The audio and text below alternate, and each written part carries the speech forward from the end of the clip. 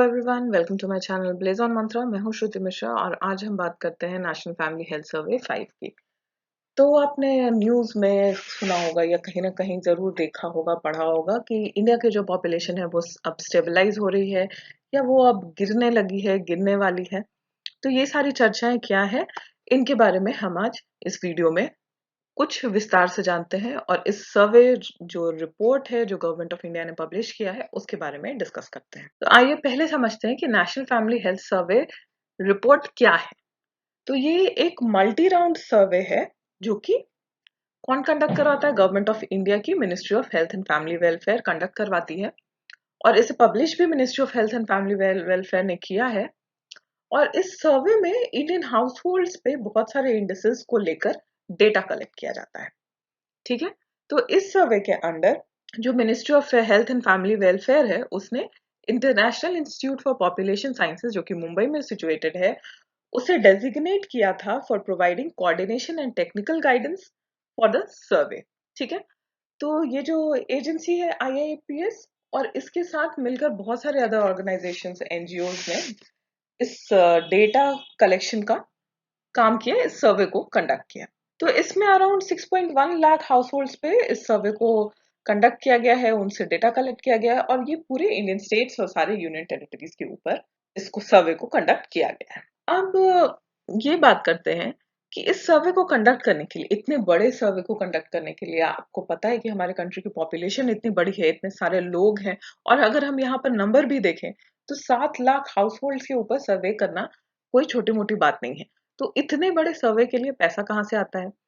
तो obviously government of India इसके लिए पैसा देती है और उसके साथ साथ अदर जो यूएन की एजेंसीज है जैसे कि United States Agency for International Development, UNICEF, United Nations Children's Fund और यूनाइटेड नेशंस पॉपुलेशन फंड और इनके साथ में Bill and Melinda Gates Foundation ने भी इस तरह के सर्विस को वो फंड करते हैं।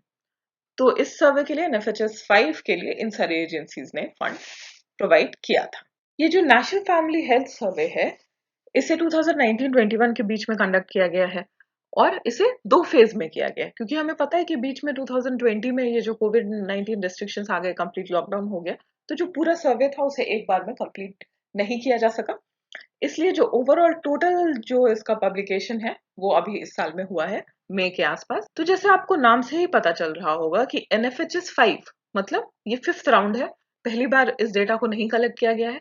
इसे पहली बार किया गया था 1992-93 में, उसके बाद 98-99 में किया गया, फिर 2005-2006 में किया गया, फिर इसके बाद 2015-16 में किया गया और अभी 2019-21 में इसे किया जा रहा है। तो आप वीडियो में जब हम लोग आगे बढ़ेंगे तब आप देखोगे कि जो 2019-21 का डेटा है मतलब NFHS 5 के डेटा को हमेशा NFHS 4 के डेटा से कंपेयर किया जाता है।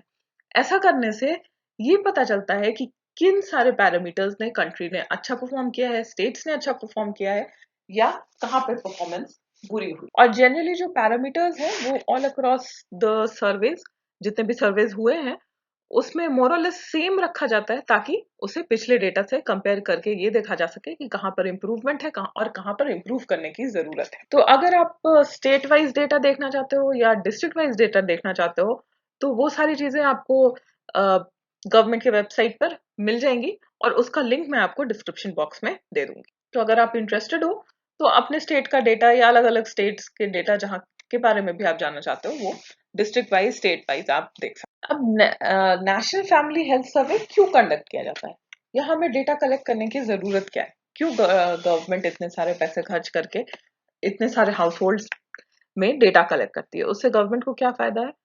तो ये सारे जो सर्वेज कंडक्ट होते हैं, किसी भी तरह के जो सर्वेज गवर्नमेंट कंडक्ट करवाती है वो जनरली एसेंशियल इंफॉर्मेशन देती है फैमिली और हेल्थ, लोगों के हेल्थ के बारे में, उनके फैमिली स्ट्रक्चर के बारे में, कंट्री का डेमोग्राफिक सिचुएशन कैसा है उसके बारे में। और ये data in turn ministry of health and family welfare को हेल्प करता है पॉलिसी और प्रोग्राम्स को कंस्ट्रक्ट करने में। मतलब कौन से ऐसे एरियाज हैं जिनमें डेवलपमेंट की जरूरत है, कौन से ऐसे इम्पोर्टेंट टॉपिक्स हैं, सब्जेक्ट मैटर्स हैं जिन पर गवर्नमेंट को फोकस करना चाहिए, किस तरह के लोग हैं जिनके ऊपर ज्यादा ध्यान देने की जरूरत है, ये सारी बातें इस तरह के सर्वे से गवर्नमेंट को पता चलता है। तो लोगों के वेलफेयर के लिए किस तरह से काम करना है, किस तरह के पॉलिसीज बनाने हैं, किस तरह की स्कीम्स बनानी है, गवर्नमेंट इन सारे सर्वेज के थ्रू ही पता करती है। अब कुछ ऑब्जेक्टिव्स होते हैं हर सर्वे के। तो नेशनल फैमिली हेल्थ सर्वे का जो ऑब्जेक्टिव्स है वो जनरली कुछ सारे इंडिसेस को, पैरामीटर्स को ध्यान रखता है, जैसे कि फर्टिलिटी है, मैटरनल एंड चाइल्ड हेल्थ है, रिप्रोडक्टिव हेल्थ है, न्यूट्रिशन है, एनीमिया है, इन्फेंट एंड चाइल्ड मोर्टालिटी है, फैमिली प्लानिंग है, एजुकेशन है, सेक्स रेशियो है। ये सारे जो ऑब्जेक्टिव्स हैं वो आपको अक्रॉस अभी तक जितने भी एनएफएचएस हुए हैं उसमें आपको देखने को मिलेंगे। इनके ऊपर डेटा आप देख सकते हो, उनको कंपेयर कर सकते हो। अब कुछ ऐसे फोकस एरियाज हैं जिनको पहले के एनएफएचएस में नहीं एड्रेस किया गया था। इसे पहली बार 2019-21 की सर्वे में देखा जा रहा है। ये सारे इंडेक्सेस हैं: preschool education, disability, access to toilet facility, death registration, hygiene practices during menstruation, methods and reasons for abortion, frequency of alcohol and tobacco use, age ranges for measuring hypertension and diabetes, percentage of women and men who have ever used the internet। तो इस तरह के कुछ नए parameters हैं जिन पे Indian demography को, Indian population को टेस्ट किया जा रहा है। उनके ऊपर नई जानकारी इकट्ठा की जा रही है इस 2019-20 के जो एनएफएचएस 5 का रिपोर्ट है उसमें। अब हम इसकी बात करते हैं कि एनएफएचएस 5 इंडियन डेमोग्राफी के बारे में क्या दर्शाता है। एनएफएचएस 5 की फाइंडिंग्स क्या है? तो सबसे पहले जो पॉजिटिव एस्पेक्ट है उसकी बात करते हैं। तो हमारे पॉपुलेशन ने पहली बार सेक्स रेशियो को फेवरेबल होता हुआ देखा है। फेवरेबल सेक्स रेशियो क्या है? फीमेल्स पर 1000 मेल्स पे फीमेल पॉपुलेशन कितनी है वो हमारा सेक्स रेशियो होता है। तो हमेशा से इंडिया में जितने भी सर्वेज हुए हैं आप हमेशा देखोगे कि हमारा सेक्स रेशियो जो है वो हमेशा एडवर्स रहा है। नंबर ऑफ फीमेल्स मेल से हमेशा ही कम रही है पॉपुलेशन में। तो अभी जो ये डेटा है वो काफी फेवरेबल हो गया है। 10-20 फीमेल्स को देखा गया है 1000 मेल्स पर, जो कि पहले 991 था 2015-16 की डेटा में।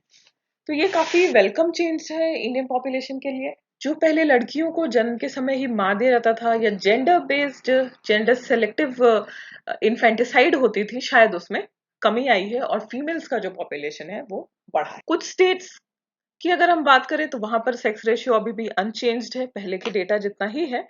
बट बहुत सारे स्टेट्स में और यूनियन टेरिटरीज ने अच्छा परफॉर्मेंस दिखाया है और सेक्स रेशियो जो है उन सारे स्टेट्स में इंक्रीज हुए हैं। मेजॉरिटी ऑफ इंडियन स्टेट्स 952 के नॉर्मल सेक्स रेशियो के बीच में ही आ रहे हैं। अच्छी खबर के साथ साथ अब एक बुरी खबर भी है कि जो चाइल्ड मैरिज जो कि एक बहुत पुराना इविल है हमारे कंट्री में। इंडिपेंडेंस के पहले से लोगों ने इसके लिए फाइट किया है, इस कॉज को एड्रेस किया है।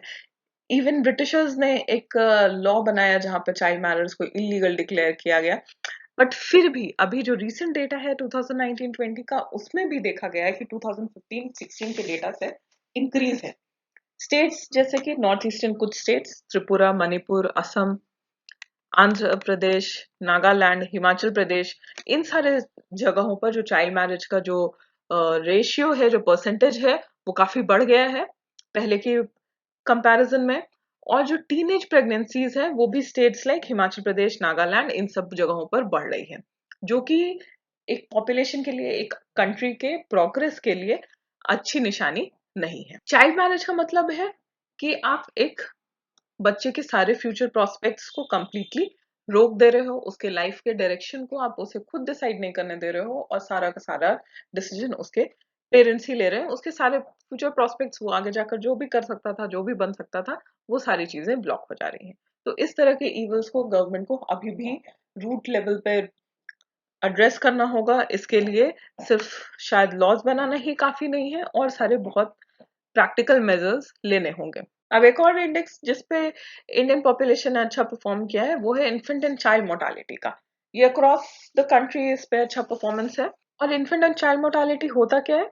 पर 1000 लाइव बर्थ्स, मतलब 1000 बच्चे जो जिंदा पैदा होते हैं उसमें से कितने बच्चे कुछ दिनों में, कुछ महीनों में या 5 साल की उम्र के पहले ही उनकी मृत्यु हो जाती है। यह है इन्फेंट या चाइल्ड मोर्टालिटी सिंपल वर्ड्स में। तो इसका जो रेशियो है, इसका जो रेट है वो काफी घट गया है अक्रॉस इंडियन स्टेट्स। ये 2015-16 में 40.7 था और अभी ये घटकर 35.2 हो गया है। तो ये काफी अच्छा प्रोग्रेस है कि हमारे यहाँ चाइल्ड मोर्टालिटी जो है, इन्फेंट मोर्टालिटी, वो घट रहा है। इसका रीजन क्या क्या हो सकता है? Increased medical facilities all over the country, और लोगों का भी ये जागरूक होना कि प्रेगनेंसी के टाइम पे या चाइल्ड बर्थ के टाइम पर एक बच्चे को कैसे मेडिकल केयर देना है, डॉक्टर्स का किस तरह से हेल्प लेना है, और जो डिलीवरी है उसको घर पे नहीं करना है, हॉस्पिटल जाना है, इन सारे फैसिलिटीज को लोगों ने ज्यादा से ज्यादा अवेल करना शुरू किया है, जिसका इफेक्ट हम देख सकते हैं कि जो infant and child mortality rate है वो काफी हद तक अब घटने लगा है। इस सेक्टर में सिक्किम, जम्मू एंड कश्मीर, गोवा, असम, इन सारे स्टेट्स का परफॉर्मेंस काफी अच्छा है। यहाँ पर जितने भी फैक्टर्स हैं, neonatal mortality rate, infant mortality rate और अंडर 5 मोर्टालिटी रेट, तीनों तरह के रेट्स काफी हद तक घटे हैं। त्रिपुरा, अंडमान निकोबार आइलैंड, मेघालय और मणिपुर, इनमें तीनों कैटेगरीज में थोड़ी सी बढ़ोतरी देखी गई है इन सारे स्टेट्स के डेटा में। बिहार में सबसे ज्यादा प्रेवलेंस है तीनों कैटेगरीज में, और केरला में सबसे लोएस्ट डेथ रेट। अब बात करते हैं बेसिक एमिनिटीज। इंडियन पॉपुलेशन को कितना एक्सेस है basic amenities like electricity, improved source of drinking water and sanitation facilities का। तो इसके बारे में एनएफएचएस 5 कहता है कि proportion of house holds with electricity and improve drinking water sources जो है वो काफी हद तक इंक्रीज हो गया all across the states. Sanitation facilities भी काफी हद तक बढ़ गई हैं, सारे स्टेट्स ने इन सारे इंडेक्स पे काफी अच्छा परफॉर्म किया है। 99% हाउस होल्ड्स केरला में उनके पास इम्प्रूव सैनिटेशन फैसिलिटी है। और यहाँ पर अगर हम इम्प्रूव सैनिटेशन फैसिलिटी की बात कर रहे हैं तो यहाँ पर हम टॉयलेट्स की भी बात कर रहे हैं, जबकि अगर ये डेटा हम बिहार से कंपेयर करें तो यहाँ पे भी बिहार का खराब परफॉर्मेंस है ओवरऑल कंट्री के परफॉर्मेंस में, जहाँ पर 99% लोगों के पास केरला में इम्प्रूव सैनिटेशन फैसिलिटी है, ओनली 49% हाउस होल्ड्स के पास बिहार में ये improve sanitation facility. Clean fuel भी, इसका भी जो परफॉर्मेंस है वो पूरे कंट्री में काफी अच्छा है, काफी हद तक इंक्रीज हो गया है। तेलंगाना में तो 25% तक इंक्रीज देखा गया है अगर हम एनएफएचएस 4 की से कंपेयर करें डेटा को। तो ये सारी चीजें क्यों हो रही है, ये सारी चीजें हम इसके लिए गवर्नमेंट की जो नए स्कीम्स है उनको रिस्पॉन्सिबल मान सकते हैं, जहां पर जो लोग हैं, जो कॉमन पॉपुलेशन है, उनको फ्री इलेक्ट्रिसिटी, ड्रिंकिंग वाटर के लिए अलग अलग स्कीम्स चलाए जा रहे हैं, कुकिंग गैस फ्री में प्रोवाइड किया जा रहा है, इस सारे टॉयलेट बनाने के लिए पैसे दिए जा रहे हैं। ये सारी चीजें जो है इनकी वजह से ये सारे डेटाज का जो परफॉर्मेंस है वो काफी अच्छा है पूरे कंट्री में। तो अब बात करते हैं उसकी जिसके लिए एनएफएचएस 5 जो है वो सबसे ज्यादा चर्चा में है अभी, वो है फर्टिलिटी रेट की। तो चूंकि फैमिली प्लानिंग मेथड्स में काफी इंक्रीज देखा गया है पूरे कंट्री में, पूरे कंट्री के डेटा में, इसलिए जो फर्टिलिटी रेट है वो काफी हद तक घटने लगी है। जो हमारा फर्टिलिटी रेट 2015-16 में था उससे काफी हद तक अब वो घट चुका है। और जो टारगेट लेवल जो होता है पॉपुलेशन के बढ़ने का 2.1, फर्टिलिटी रेट को 2.1 जो रिप्लेसमेंट लेवल रखा जाता है, उस टारगेट को बहुत सारे स्टेट्स ने अचीव कर लिया है। लेकिन अभी भी कुछ स्टेट्स हैं जैसे कि बिहार, जिसमें पहले से फर्टिलिटी रेट ऑब्वियसली घटी है, लेकिन अभी भी वहां पर फर्टिलिटी रेट 3.4 है। उत्तर प्रदेश भी एक ऐसा स्टेट है जहां पर फर्टिलिटी रेट जो कि टारगेटेड 2.1 है उसको रीच नहीं किया है। यहाँ पर आप डिफरेंट स्टेट्स के फर्टिलिटी रेट को देख सकते हो। वेस्ट बंगाल में एनएफएचएस 5 में ये घटा है। फिर बहुत सारे स्टेट्स ऐसे हैं जहां पर ये अभी भी मेंटेन्ड है 1.8, 1.7। 2 से ज्यादा अभी आपको बिहार में 3.0 है, और 2.2 है, 2.9 है। तो बहुत कम ऐसी जगह है जहां पर 2 से ज्यादा जो फर्टिलिटी रेट है वो देखने को मिल रही है। तो अब ये फर्टिलिटी रेट घटने का क्या मतलब है? फर्टिलिटी रेट घटने का ये मतलब है कि हमारा पॉपुलेशन जिस दर से बढ़ रहा था वो दर अब कम हो गया है। ऐसा नहीं है कि पॉपुलेशन ने बढ़ना बंद कर दिया है, या जो नंबर ऑफ पीपल जिनको हम अपने कंट्री में देखते हैं वो अचानक से घट जाएंगे, ऐसा कुछ नहीं होने वाला। बट पॉपुलेशन जिस रेट से बढ़ रहा था, जो हम पॉपुलेशन एक्सप्लोजन की बात सुनते थे कि फ्यूचर में एक ऐसा टाइम आएगा जब हम अपने पॉपुलेशन को जो बेसिक एम्यूनिटीज है like drinking water, sufficient food, ये सारी चीजें नहीं दे पाएंगे, क्योंकि हमारे कंट्री में रिसोर्सेज लिमिटेड है, या किसी भी कंट्री में रिसोर्सेज जो होती हैं वो लिमिटेड होती हैं। और पॉपुलेशन अगर आपका इतना ज्यादा हो जाए जिसको रिसोर्सेज से आप पूरा नहीं कर सकते हो, तो कंट्री का जो डेवलपमेंट है वो कंप्लीटली हैम्पर हो जाता है। तो शायद अब हम इस सिचुएशन से फ्यूचर में जाकर बच जाएंगे, और हमारे कंट्री का जो डेवलपमेंट है वो पॉपुलेशन की वजह से, पॉपुलेशन एक्सप्लोजन की वजह से नहीं रुकेगा। तो ये काफ़ी अच्छी बात है और इस एनएफएचएस 5 के फाइंडिंग्स में सबसे अच्छी बात यही है कि हमारा जो पॉपुलेशन रेट है, फर्टिलिटी रेट है, वो अब घटने लगा है।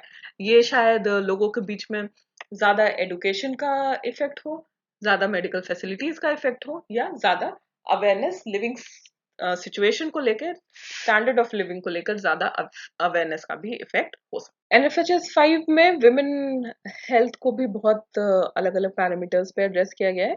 जिसमें कि एक है hygienic methods of protection during menstrual period. तो इसमें भी सारे स्टेट्स ने काफी अच्छा परफॉर्म किया है। 15 से 24 इयर्स के एज की वुमेन ने हाइजीनिक मेथड्स ऑफ प्रोटेक्शन को ज्यादा यूज करना शुरू कर दिया है और ये इंक्रीज सारे स्टेट्स में है। अगर हम स्टेट वाइज डेटा की बात करें तो सबसे ज्यादा इंक्रीज ये बिहार और वेस्ट बंगाल में देखा गया, ऑलमोस्ट 28% के लगभग। जबकि अगर हम ओवरऑल कंट्री वाइज परफॉर्मेंस की बात करें तो बिहार, असम और गुजरात अभी भी लोवेस्ट परफॉर्मेंस में है 59 और 69% के साथ। और एक इम्पॉर्टेंट वुमेन रिलेटेड इशू है, वो है जेंडर वायलेंस। तो जेंडर वायलेंस जो है यहाँ पर पूरा कंट्री वाइड बहुत ही खराब परफॉर्मेंस है। यहाँ पर हम इसे खुशखबरी नहीं कह सकते फर्टिलिटी रेट की तरह। यहाँ पर अभी भी सारे स्टेट्स का खराब परफॉर्मेंस है और बहुत सारे स्टेट्स में पिछले डेटा से कंपेयर करें, अगर एनएफएचएस 4 के डेटा से कंपेयर करें तो बहुत सारे स्टेट्स में जेंडर बेस्ड वायलेंस जो है वो काफी इंक्रीज भी हो गया है। 18 से 49 इयर्स की मैरिड वुमेन के डेटा को यहाँ पर लिया गया है, जो कि कभी ना कभी जिन लोगों ने स्पाउसल वायलेंस फेस, और ये डेटा जो है ये एनएफएचएस 4 से 5 स्टेट्स में ये बढ़ चुका है। जैसे कि आप यहाँ पर देख सकते हो, जो ऑरेंज बार है वो एनएफएचएस 4 को दिखाता है और जो येलो बार है वो एनएफएचएस 5 को दिखाता है। तो एनएफएचएस 4 से कर्नाटका में ये तो काफी ज्यादा बढ़ चुका है, 44% हो चुका है। फिर और हम देखें तो असम में 32% हो चुका है। तो इस तरह से कर्नाटका में, जो कि ये पहले डबल से भी ज्यादा हो चुका है, जहां ये 21% था अब ये 44% हो चुका है। और अभी तक ओवरऑल रेट की बात करें तो सबसे ज्यादा कर्नाटका में 44%, बिहार में 40%, मणिपुर में 40% और तेलंगाना में 37% अभी तक ये डेटा शो कर रहा है। तो ये एक अच्छा सिनेरियो नहीं है।